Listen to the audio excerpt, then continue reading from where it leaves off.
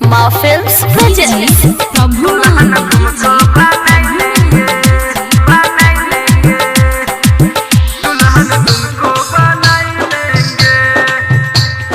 भोजपुरी गाना पर वीडियो बनाई के जान हमको दिखाओ। भोजपुरी गाना पर वीडियो बनाई के जान हमको दिखाओ। तोहरे से शादी रचाई लेंगे, दुल्हन तुमको बनाई लेंगे जान।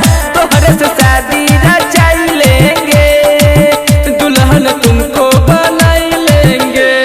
नया नया गाना पर वीडियो बनाओ, वीडियो बना के जान हमको दिखाओ। नया नया गाना पर वीडियो बनाओ, वीडियो बना के जान हमको दिखाओ। तोहरे से शादी रचाई लेंगे, दुल्हन तुमको बनाई लेंगे जान। तोहरे से शादी रचाई लेंगे, दुल्हन तुमको बनाई लेंगे। तोहरे से शादी रचाई लेंगे, दुल्हन तुमको बनाई लेंगे।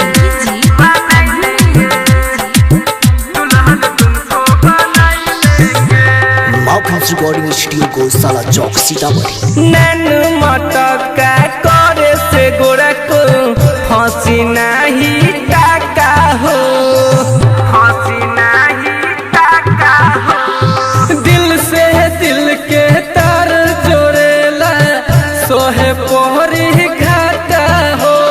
बंद कमरा में शूटिंग कराओ, डीजे बीट पर कमर हिलाओ।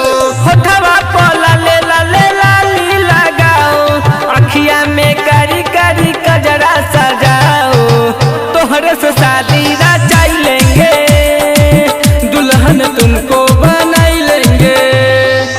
तोहरे से शादी रचाई लेंगे, दुल्हन तुमको बनाई लेंगे।